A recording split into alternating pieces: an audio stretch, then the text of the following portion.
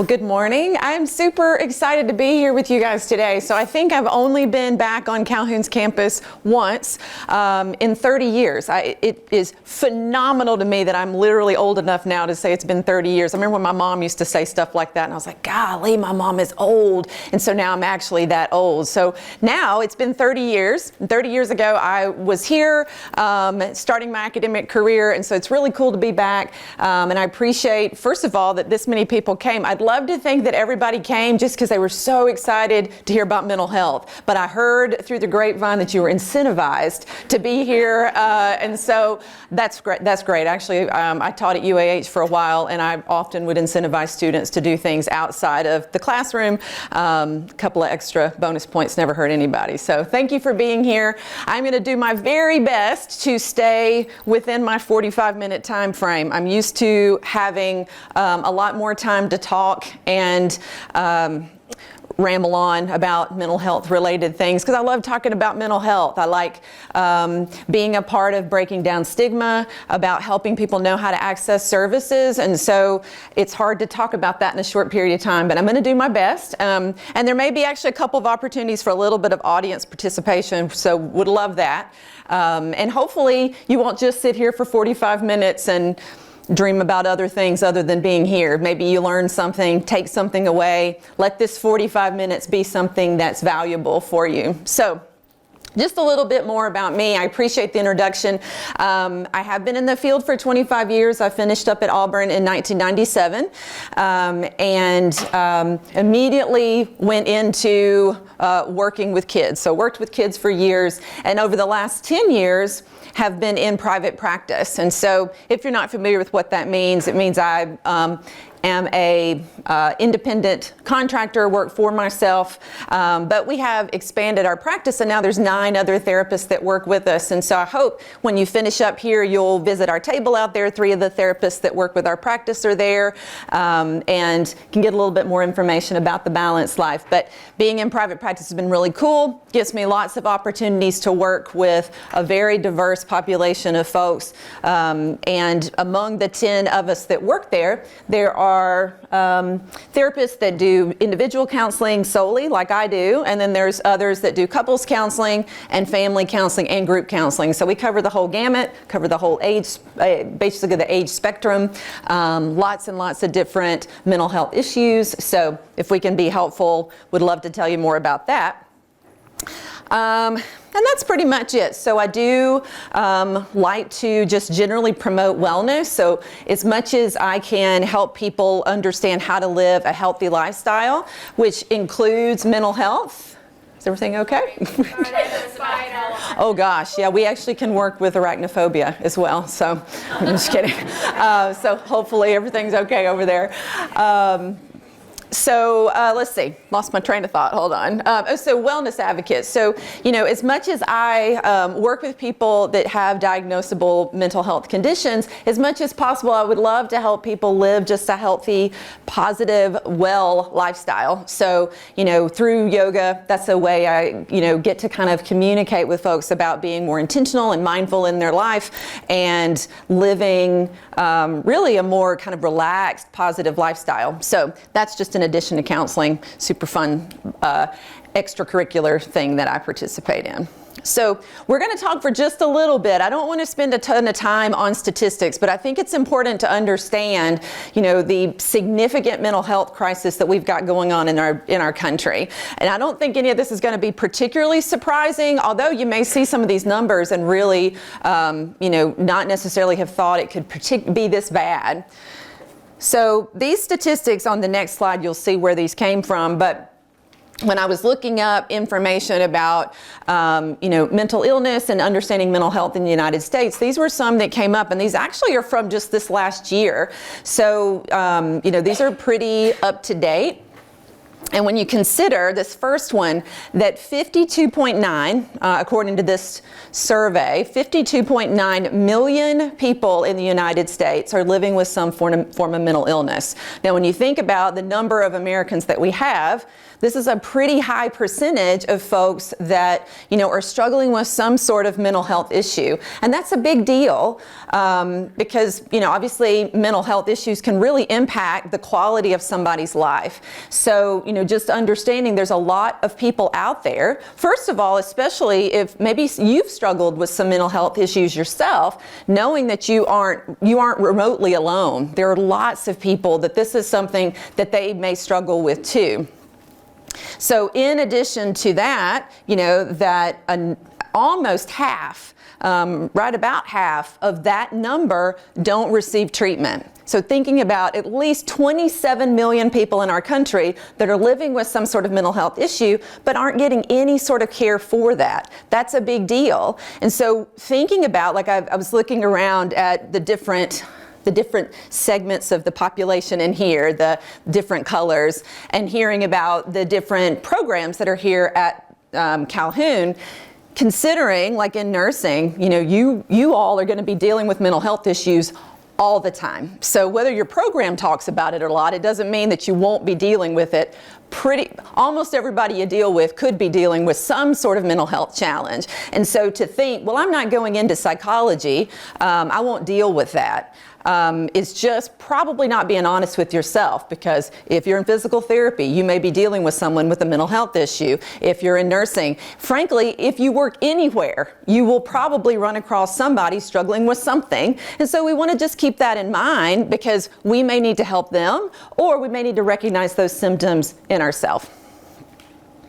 Now, I did put an asterisk by this third one because, first of all, I take a little bit of offense at this, but secondly, because I don't actually agree with this at face value. So I don't think women are more susceptible. Why do you think, though, that more women would be diagnosed with a mental health condition than men? Anybody have a guess? Yes? Men are more seen to tell themselves to suck it up most of the time. Okay, so that means what? Men won't do what? Men won't go to the doctor or to counseling. Now, not all men, so there are lots of men in here. Maybe you guys are like, yes, mental health. But we see still a pretty significant difference in men accessing mental health services and women accessing it. And we're going to talk about a little bit why in a few minutes. But I don't think it's that women are actually more at risk of mental health issues. I think they're more likely to get diagnosed because they access services. So that's going to make it look like there's more women that are depressed or more women that have anxiety. I don't think it's actually true. I think it's a misrepresentation. Okay. Younger people are actually in the highest risk group at this point. Now, I have all kinds of theories about that, and I don't necessarily have any facts, but I have a lot of theories about that. But it's just important to recognize that a lot of people that are, right out of high school in that traditional college student age, and I know, I say traditional on purpose because a lot of people return to college at different points in time, but that traditional 18 to 22, 23-year-old range is considered the highest risk for mental health issues. Now, I'll tell you one theory, and this actually is kind of true. Lots of kids get diagnosed with bipolar 1 disorder, which is that combination of mania and depression, when they go off to college. Does anybody want to wager a guess why? Anybody have any idea? Lack of sleep, yes. So you go off to college especially, and all of a sudden, you don't have anybody telling you to go to bed. You don't have anybody monitoring what you eat. You don't have anybody telling you don't get drunk, right? So lifestyle habits can actually cause someone to go into a manic episode. And so if there was any predisposition towards bipolar disorder, college just welcomes it on in because of how a lot of kids live once they go off to school. And the lack of sleep can actually really be an activator. So that's kind of interesting to keep in mind. So when I was working with college students, we would talk about that. It's like, you know, if there ever was a time in your life that taking really good care of yourself is important, it's when you're in that transition from living at home with your parents to being out on your own, because you're in sort of a risky area for your mental health because of the choices people can make. Here's some more statistics that are just kind of important to consider. The thing that makes me see, a particularly big change, I think, is this last one about how many people access services in 2020. It's a little pop quiz. Anybody remember what was going on? Yeah, we almost don't even want to say it out loud, right? That which shall not be named happened in 2020. And the positive thing, there weren't a lot of positives that came out of the pandemic, but one thing that came out of that was that insurance started covering almost universally telehealth services. So before that, there were a lot of insurance companies that didn't cover. And so, you know, people that lived in areas where there weren't a lot of counselors, or in areas where, you know, they had trouble accessing services, just couldn't. Well, now insurance has basically said, you know, this is working, we're going to continue doing it. So at least at this point, it looks like most insurers are continuing to cover telehealth. So everybody was at home. Lots and lots and lots of mental health problems manifested during the pandemic. Maybe you even struggled with some stuff yourself. It was a depressing time. Everybody was really isolated. People were very anxious. Marriages were falling apart. Alcohol use went through the roof. Record number of divorces post-pandemic. People were at home with people that they normally had a long break from. You can imagine what that's going to do to a marriage that's not in good shape, right?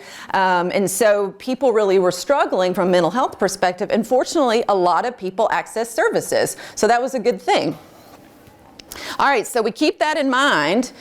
This to me is a pretty important quote, that the vast majority of Americans at this point think mental health services are important. So we've come a long ways to get people to the place where they can say, yeah, I think mental health services are important. Now, some people still say, I think mental health services are important for someone else. I, on the other hand, don't really need it. I'm pretty great. Actually, I joke all the time that most people are in therapy to deal with somebody in their life that won't go to therapy. And so that's, I joke, but it's actually pretty true in a lot of cases. So if we can all kind of get to a place where we say, it is not a sign of weakness if I go to therapy, then I think this number will continue to change. It'll continue to go up where people see this is valuable.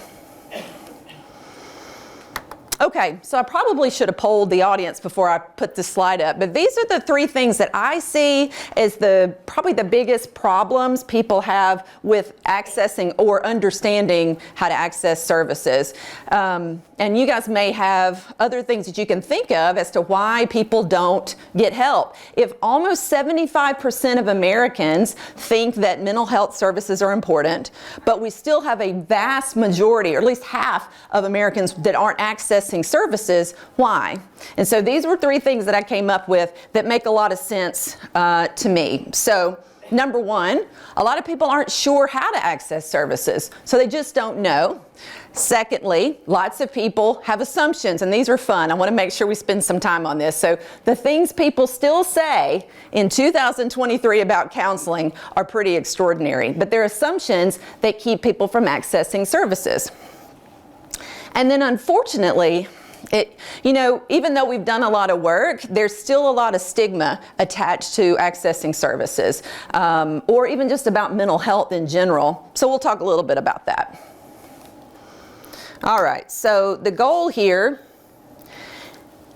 as a giant group of people, is that we leave here and we've learned some things about this so we can solve some problems, so that ideally we can help people understand why it's important to access services and how to do it. Or if we need it ourselves, that we're able to do that too, okay?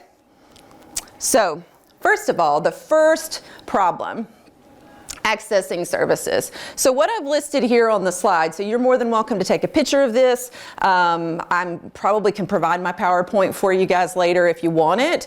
But these are just some of the ways. And I think a lot of people don't realize that these online resources are available to you. So probably the easiest way to find a therapist is a website called Psychology Today. So I don't know if anybody is familiar with this. You can see my bio on there if you were to look under 35806.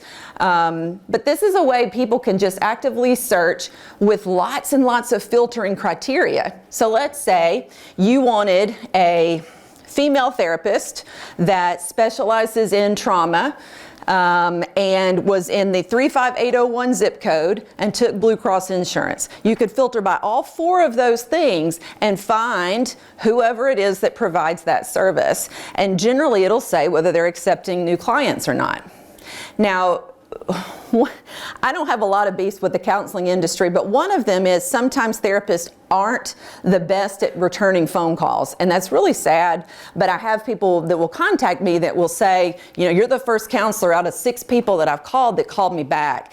And part of it is just because a lot of counselors work by themselves, so they don't have like an office manager that's managing things for them. Now that's not an excuse, they should still call back. But my advice to you is reach out to several people and be persistent. Don't give up. Don't look at it as like, oh, it's a sign. Nobody called me back. It means I don't need counseling. Because I've literally heard people say that before. It's almost like they felt like they were looking for some reason not to do it. And so people not calling you back feels like a good reason.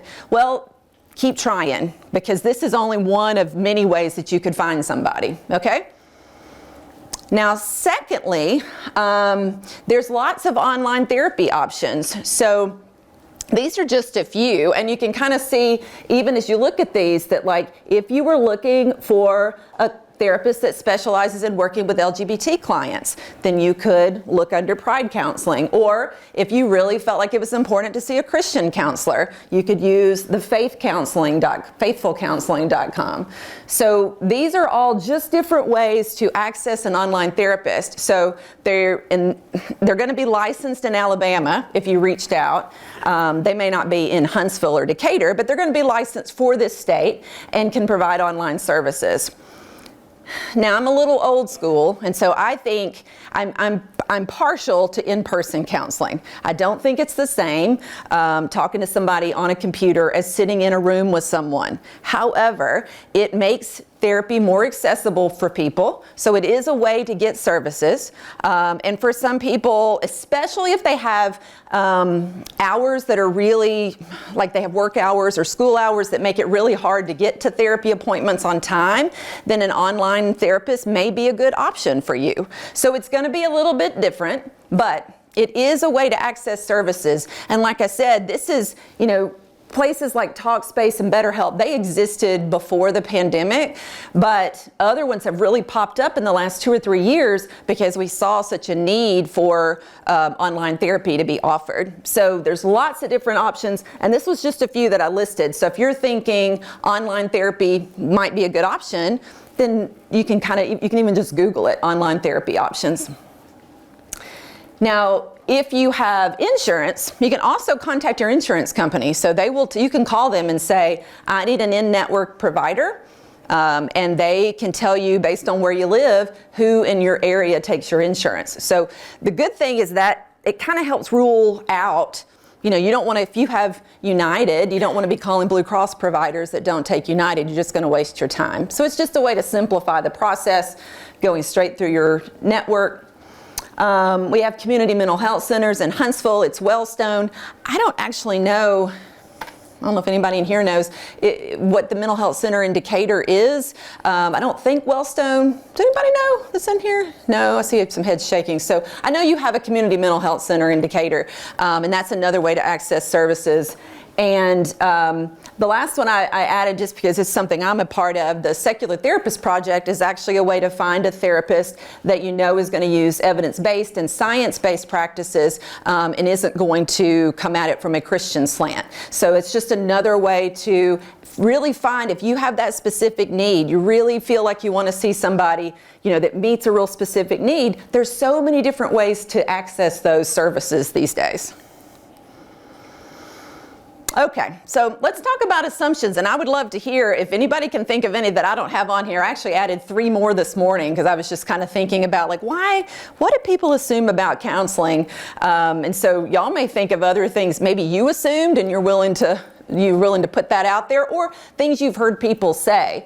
So when you consider, reasons people don't go to counseling, the first 2 come up, well, only people with mental illness go to counseling. So people with mental illness do go to counseling, but lots of people that are actually I wouldn't really be called mentally ill, but are just dealing with some issue, go to counseling. Counseling is just a process of sitting with someone who's trained to provide good feedback, to listen effectively, to ask you really good questions, really to help you solve your own problems, provide you the support to do that. So you don't have to be mentally ill to do that. You could say, I'm doing pretty well, but I'd really like to do even better. That's a great reason to go to counseling. I like working with people that are like, I'm okay. Things are pretty good, but I'd like things to be really good in my life. Or I'm going through a big transition in my life. I'm changing careers. I see a lot of people like in their 40s that have worked the same job for 20 years and now they're ready for something else. That's a great time to go to counseling to get support on how to do that in a really healthy way. It doesn't mean that if you are in crisis, that's not also a good time to go to counseling. It certainly is, but it doesn't have to just be then, okay? Only women, children, or otherwise weak people go to counseling. Well, lots of women do go to counseling. Lots of parents put their kids in counseling.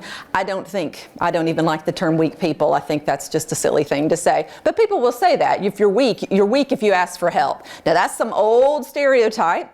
I think actually people that are strong are the ones that are the wisest and will ask for help. I know that I need help, so why wouldn't I access that resource? It's kind of like saying, I have a heart condition, but I'm not weak, so I'm not going to see a cardiologist. That's just dumb. And so I wouldn't want anybody to do that either. Well, I'm having a hard time, but because I'm not weak, I'm not going to go talk to somebody about it.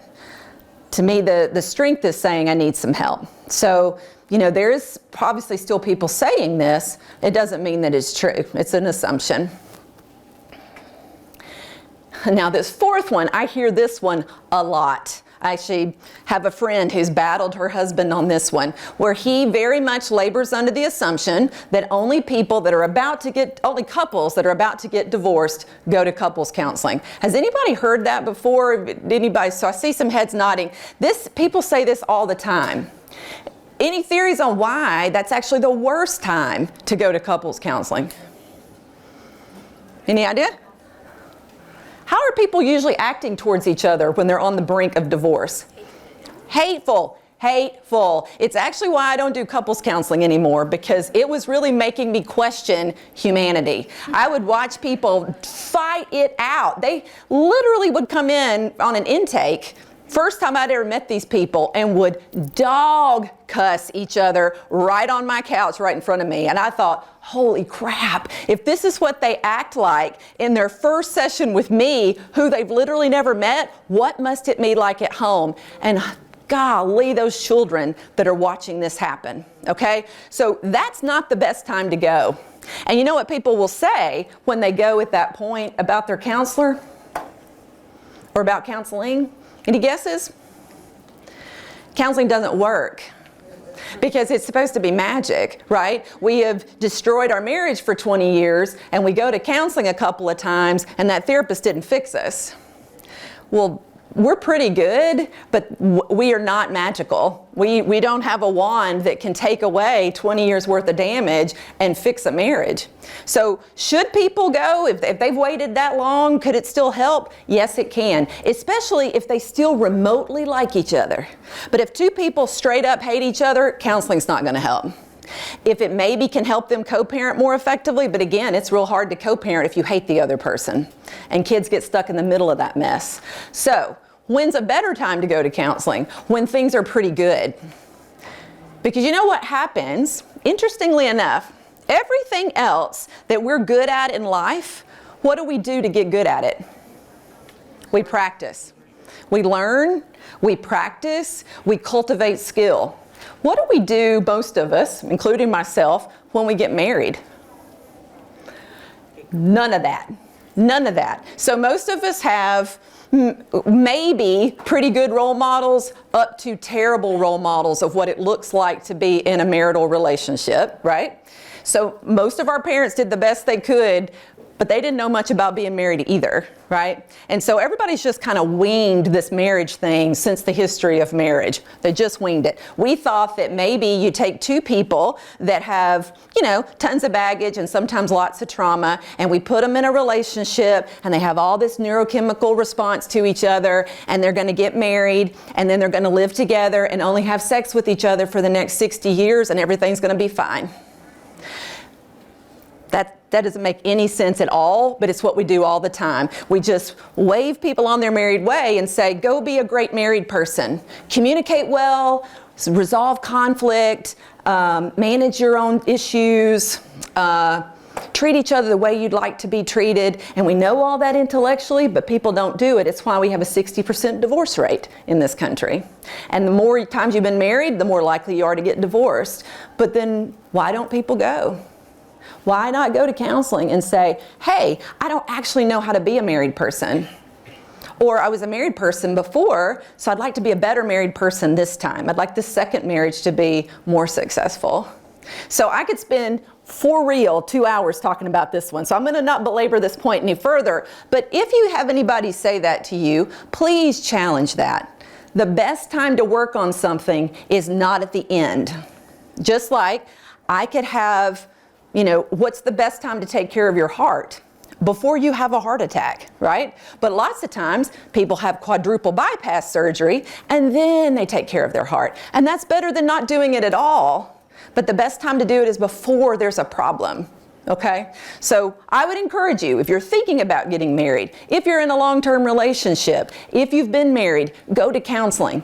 Even if you're okay, go to counseling because it can help, I promise you. All right. People will say this a lot. Going to counseling means your faith is weak. And this is unfortunate. We do live in the Bible Belt, so there's still some messaging from churches that says all you need is God. It's a faith problem if you go to counseling. That you need to pray more. There's something inherently wrong with your relationship with God if you need help. And I really appreciate that lots of ministers are starting to change that narrative and say, counselors are put here by God. They serve a purpose. They can help us be better. They can help you be a better person, which ultimately helps you be a better Christian, right? And so accessing resources, using people that are specially trained to help you be better, whether it's for your physical health or your mental health, is not a faith problem. Having anxiety is not a faith problem. Having depression is not a faith problem. And that really keeps people super stuck, where they say, I'm depressed because something's wrong with me and my relationship with God. Or I shouldn't be depressed. This is actually called spiritual bypassing, where you tell somebody, well, you shouldn't be depressed. God's given you so much to be grateful for. Well, you can be grateful and also still be depressed. So we have to fight that a little bit too, I think, and help people understand I can be a great Christian.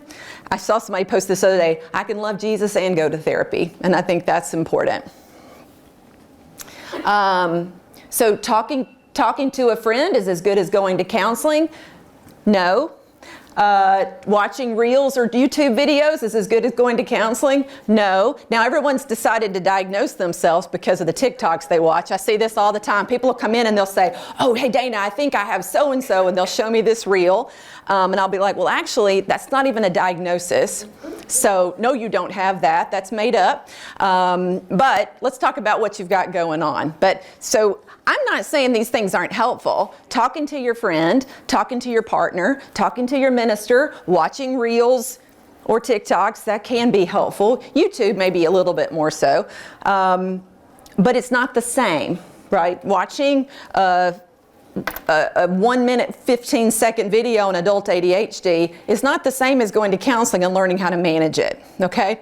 So I think it's real important that we access these resources online or access our support system for sure, but it's not the same.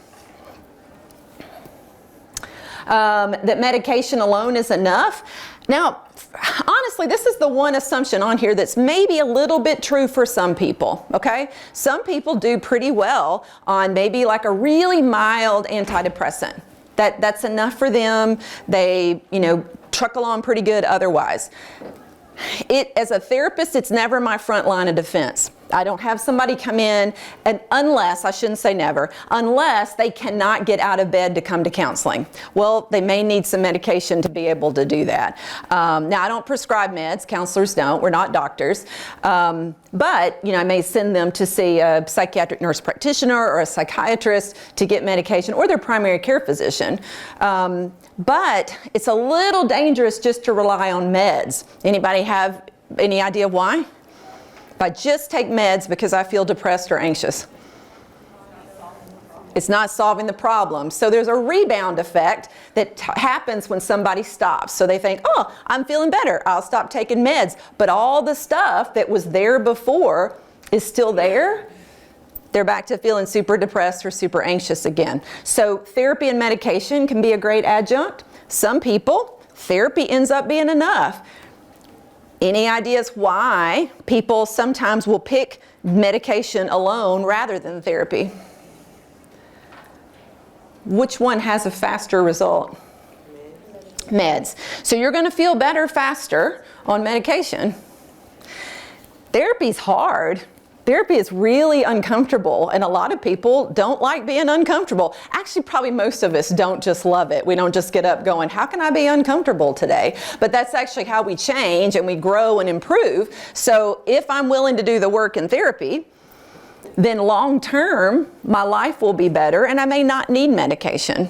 So it's trying to strike that balance of figuring out what's going to be the best fit for you, and not just looking at a medication to be the thing that's the fix, because I certainly will see that sometimes with folks.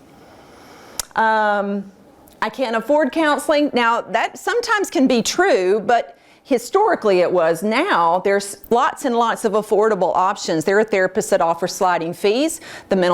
The community mental health centers are available. Many of the online therapy programs like BetterHelp are actually really affordable. So it still is going to cost you something, but it's much more reasonable to go to counseling now. It used to be that it was only for the very, very profoundly mentally ill, and those would be people that would be institutionalized, or the very, very, very wealthy people that could do psychoanalysis like 3 times a week. And that's part of the reason I think we still have some stigma, like Sigmund Freud, where you lay on the couch and free associate about your childhood and stuff. That used to take thousands and thousands of dollars and years and years and years. That's just not the case anymore. And then lastly, I don't have time to go to counseling. This is almost one of my favorite excuses. People will say this all the time. It's not true. It's not true. You will make time for what's important, period. We make time for all kinds of things.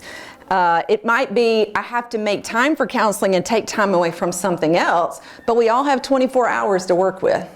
So how we divide up that 24 hours is our individual choice, and we have an hour every 2 weeks for counseling if it's important.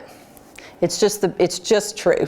So if you find yourself saying, well, I'll go when I have more time. I'll go when things are easier in my life.